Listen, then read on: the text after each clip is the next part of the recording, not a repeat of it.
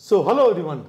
We are here because the CLAT consortium came out with a notification which gave one simple idea that the CLAT for the 2024 admissions, which means the CLAT that is going to happen in this December, will have 120 questions instead of 150 questions, where the time is still going to be the same. 2-hour paper, which used to be 150 questions, will now be 120 questions with the same 5 sections: English, logic, legal, GK and maths. So we want to discuss a few things. First is why, and second is what could be the paper, and third is given that fact, would it impact your preparation? So I'll start with the first question, GP. Yes, Jijo. Why? Why? Frankly, every time any examination authority does this kind of a thing, they pin it on the students that it is because of you I have to do this, otherwise everything was perfect. Okay. Now the reality is that this is a paper which is 150 questions to be done in 2 hours, but it has got awful lot of reading to be done. Okay.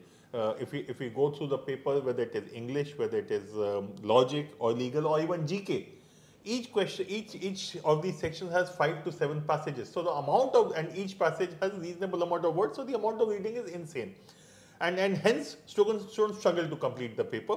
I don't have problem with them struggling to complete the paper as such, because there are papers which are designed which say, okay, I'll not give sufficient time and see how students best manage. But my problem with the CLAT authorities in 2020, when they made this shift, or rather 2019 or 1920, whenever they made this shift, they came out that we want to reduce the pressure on the students.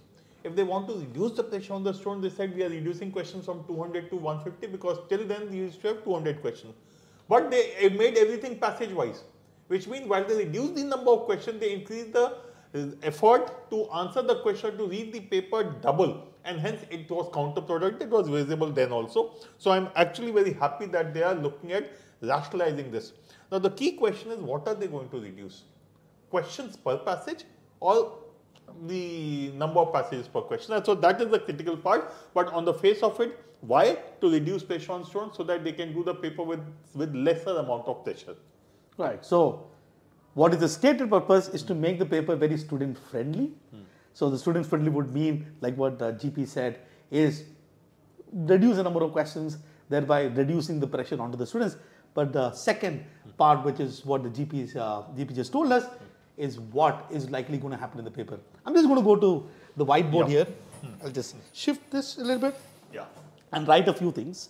Now, if I look at the 2023 paper, which is a 2023 admission, which means what happened last year, we had English. Then I'm going to put logic. This was not the exact order in which the thing came in the paper. The paper is right here. Yes. So then we have got legal.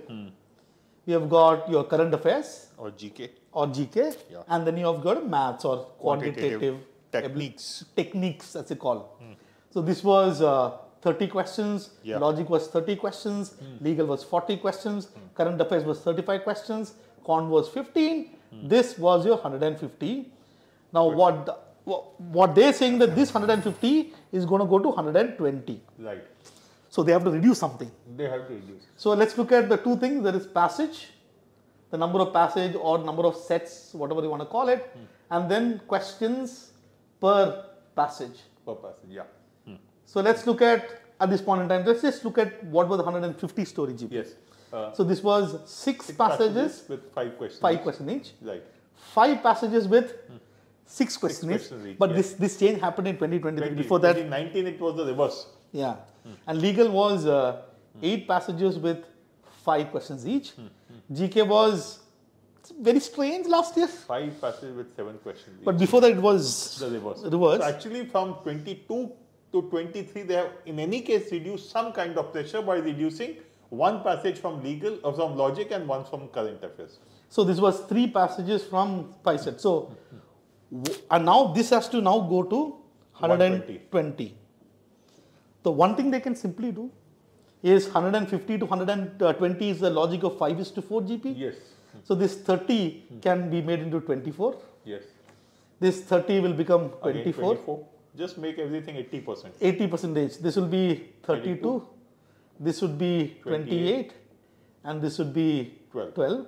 It doesn't look like a cute set of numbers. Yeah, but they can always round it. So they could make 24 as 25, 32 and 28 as 30 each. So they could do that kind of a tamasha. So the logic one is I'm going to keep the number of passages same. That's same, yes. But I'll reduce the number of questions. Which means I can, for example, keep the passages same, but the only change that is going to happen in the question, that is logic 1. Right. Logic 2 is maybe this can, let's say, go to about 25. Or let me put it this way, that I can reduce the number of passages. But keep the number of questions the same. For example, 5 passages multiplied by 5 questions each, which will be roughly about 25.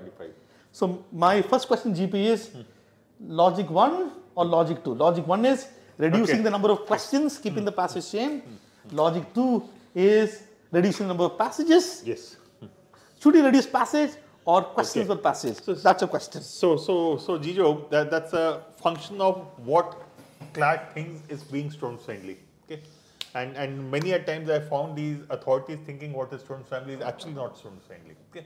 But let's forget about what they think. Let's come to what would actually make sense from a student. Now, when I'm reading a passage, whether you give me 5 questions or 6 questions, the incremental time required does not change significantly. Correct. So in a passage with 4 questions or 5 questions or 6 questions, the only extra time I take is reading that extra question and answering it. The significant effort which goes towards reading and understanding the passage is the same. So if I have to be really student friendly, I should not reduce the number of questions per passage, I should reduce 1 passage.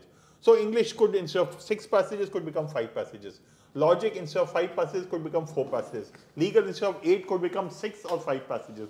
So if you really want to be student friendly, reduce the number of passages or in the entire paper by around 1 passage per section. So let's rewrite what GP is saying. Let's assume that if GP was a part of consortium GP. Yes. And if I was a part of consortium, I would not have allowed this. Okay, let me not get into that. There are many issues I have with the paper, but that's a separate So 25, 25. Yeah. Let's keep this 30. Yes. Let's keep this 30. Yeah. Let's keep this 10. Yes. And then you have total as 120. In this 25, let's reduce 1 passage. Yeah, I would say do 5 passages multiplied by 5 questions. They already reduced the number of passages last year. Yeah. So therefore, let's keep it 5 passages multiplied by 5 questions. Yes. 8 is sort of too much. 8 is much. 6 passages. 6 passages multiplied by 5 questions. Yes. GK doesn't matter because actually GK is a stupid way of doing this paper by giving passages. I am yet to come across any successful student who reads these passages. So whatever version, 5 into 6 you give, it doesn't matter. Doesn't matter. And math is probably 2 sets. Yes. Or I'm going to 2 passages into 5 questions. And this is, what it does is the number of passages becomes, here the number of passages that we are reading is how much? 11, 19. 19 and 8, 27. 19 plus 8 is 27, yeah.